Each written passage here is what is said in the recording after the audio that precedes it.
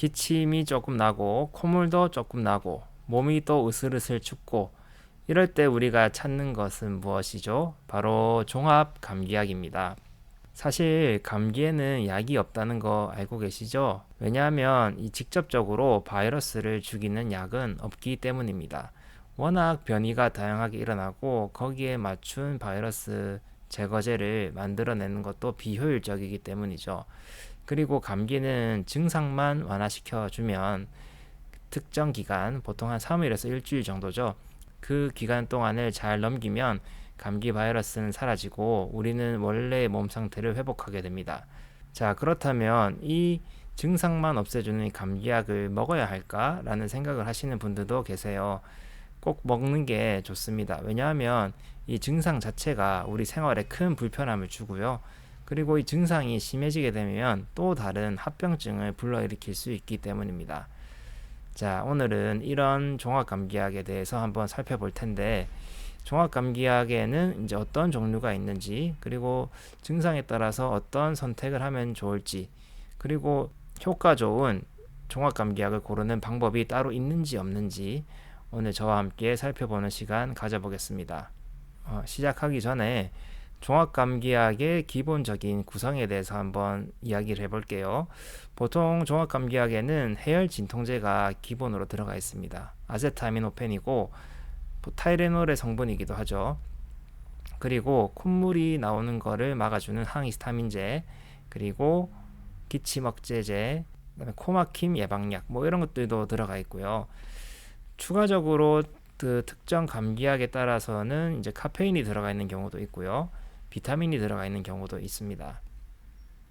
그리고 때에 따라서는 양약과 생약의 장점을 모아놓은 양약과 생약 성분이 골고루 조합되어 있는 그런 종합감기약도 있어요. 그래서 이제 여러분들이 이제 종합감기약을 사시게 되면 이 수많은 선택지들이 있고 거기에 따라서 또 이 약의 형태도 그 다양하게 있습니다. 알약 형태도 있고 그 다음에 시럽으로 된 형태도 있고 물약병에 들어가 있는 형태도 있어요. 그래서 굉장히 선택권이 많은 것 중에 하나가 종합감기약이고, 그리고 회사별로 여러 가지를 내기 때문에 그 이름도 되게 각양각색입니다. 자, 이런 종합감기약을 이제 사러 오실 때 환자분들의 유형이 나눠져 있어요. 첫 번째 유형은 내가 원하는 그 특정 브랜드를 말씀하시는 분들입니다.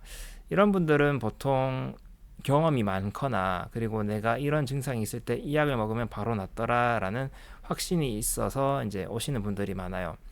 그런데 이제 단순히 그렇다기보다는 언제 한번 이 약을 먹어봤는데 되게 잘 듣더라 해서 그 특정 브랜드를 사러 오시는 분들이 있습니다.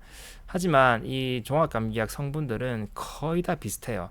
아까 말했던 뭐 카페인이 들어있거나 뭐 특정 비타민이 들어있거나 뭐 다른 성분들이 들어가 있는 경우에는 다르겠지만 거의 대부분 다 골격이 비슷하기 때문에 특정 브랜드의 특정 이름의 약을 찾는 것보다는 성분이 같은 약을 먹어도 동일한 효과를 낼 수 있습니다.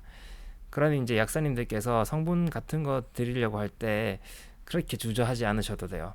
하지만 내가 먹었던 그런 확신이 있다면 뭐 자기가 먹었던 약을 드시는 것도 나쁘진 않죠. 발품을 조금 팔아야겠지만 그런 경우가 있고, 그 다음에 이제 두 번째 경우는 증상을 이제 말씀하시면서 오는 경우가 있어요. 이런 경우에는 정말 대화하기가 수월하고 약을 권해드리기가 쉽습니다. 왜냐하면 비교를 한번 해볼게요. 그냥 감기약 하나 주세요 이렇게 하면 그걸 듣는 저의 입장은 머릿속에 수만 가지의 생각이 듭니다.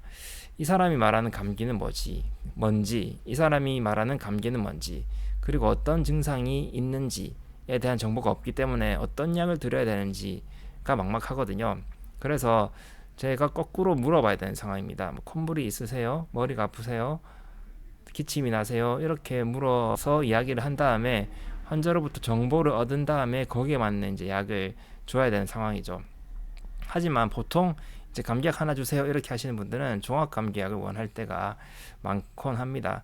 하지만 이 종합감기약에는 내가 잊지 않은 증상을 커버하는 약들도 있기 때문에 이 불필요하게 약을 먹게 되는 그런 상황도 발생하게 되니까 정확한 상황을 말씀해 주시는 것이 좋죠.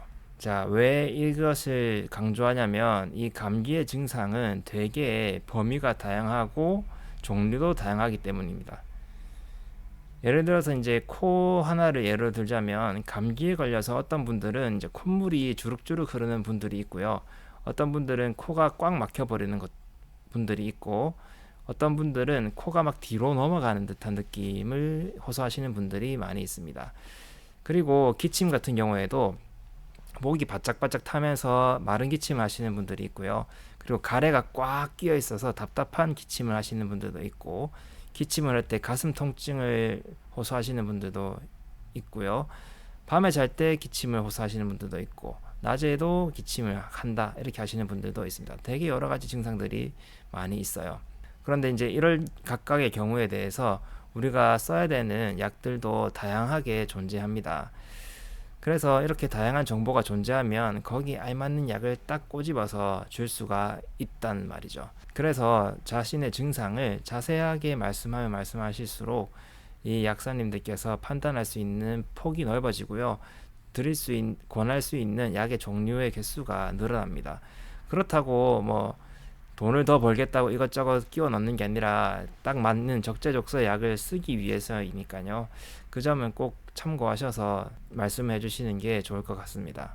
자, 이런 식으로 감기약을 선택하는 게 왜 도움이 되냐 하면 우리가 감기약을 먹는 목적이 증상을 완화하는 목적도 있지만 몸의 컨디션이 제대로 회복이 되어서 이 바이러스를 잘 대응하기 위해서도 감기약을 먹는 경우가 있거든요. 특히나 이제 생약 성분 한방제제의 약을 먹을 때는 이 제제들이 이 증상을 줄여줄 뿐만 아니라 이 내 몸에서 이 바이러스의 기운을 몰아내기 위한 그런 힘을 보태주는 그런 역할을 할 때도 있습니다. 근데 그런 경우는 이 사람마다 그리고 타고난 신체적 특징이나 체질마다 다 다르기 때문에 써야 할 약들이 달라요. 오히려 이제 그 종합감기약 같은 경우에는 일반적으로 모든 사람들이 먹어도 크게 문제가 없는 약이고 보통 초기 감기에는 이제 대부분의 증상들이 다 같이 있으니까 그런데 이제 종합감기약을 먹었는데 내가 평상시에 이런 증상이 있어서 종합감기약을 먹었더니 나았다는 기억 때문에 종합감기약을 먹었는데도 크게 효과가 없었다든지 내가 원하는 효과를 못 보았다든지 그럴 경우에는 이 다르게 접근해야 하는 가능성 그리고 다르게 접근해야 하는 경우였을 수도 있습니다.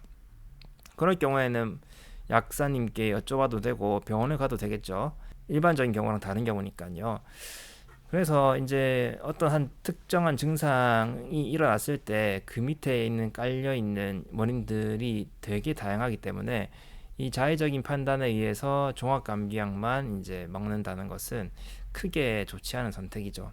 그래서 우리 주변에 전문가들이 계시잖아요. 약사님들도 계시고 의사 선생님들도 계시고 하니까 항상 조언을 구하고 어떤 상태인지 확인을 하고 약을 챙겨 드시는 것이 좋겠습니다.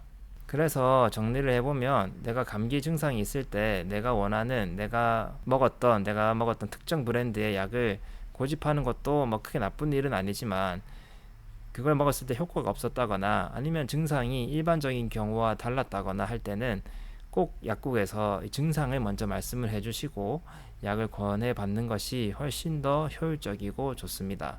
물론 약국의 약들이 모든 감기의 증상과 내 몸 컨디션을 100% 회복시켜 줄 수는 없어요. 왜냐하면 시간이 걸리는 경우가 있기 때문입니다. 예를 들어서 감기 같은 경우에는 약 먹으면 일주일, 안 먹으면 7일 뭐 이런 이야기가 있잖아요. 그렇듯이 이제 이 바이러스가 사라지기까지 걸리는 시간은 어느 정도 정해져 있다고 보면 되지만 그 사이에 내가 몸을 얼마나 더 잘 회복할 수 있는 약을 먹는지 그리고 감기 증상이 최대한 적게 나는 약을 먹었는지 안 먹었는지에 따라서 합병증도 줄일 수가 있을 뿐더러 생활의 불편감도 줄이지만 이 감기를 앓고 난 다음에 후유증도 줄일 수 있다는 점을 기억하시는 게 좋겠습니다. 우리 예전에 몇 년 전에 코로나 한창 유행했었잖아요. 그때 코로나를 앓고 난 다음에 후유증으로 고생하시는 분들이 많았습니다. 잔기침을 많이 한다든지 그리고 생리불순이 있으신 분들도 있고요. 냄새를 못 맡거나 뭐 맛을 잘 못 느끼셨다는 분들도 있어요. 그렇게 제대로 우리가 대응한다고 대응했지만 이렇게 바이러스가 훑고 지나가면 자국을 항상 남기게 돼요. 그래서 그 자국을 최소화하기 위해서라도 증상이 맞는 감기약을 잘 먹고, 그리고 내 몸과 체질에 맞는 면역을 올려주거나 몸이 다시 회복하는 데도 큰 도움이 될 수 있으니까 약사님들과 꼭 상담을 해보시는 게 좋겠습니다. 종합감기약을 사실 때는요. 그래서 내 주변에 그런 약사님들이 계시다면 자세하게 증상을 말씀해 주시면 아주 좋은 도움이 되는 약을 챙겨주실 테니까요. 주저하지 마시고 특정 브랜드의 약만을 고집하기보다는 혹시나 성분이 같으면 성분이 같은 약도 좋고, 아니면 내 증상에 맞는 약을 잘 선택하셔서 감기 극복에 도움이 되셨으면 좋겠습니다. 다음에 또 좋은 내용으로 찾아뵙겠습니다. 다음에 또 봐요. 약속.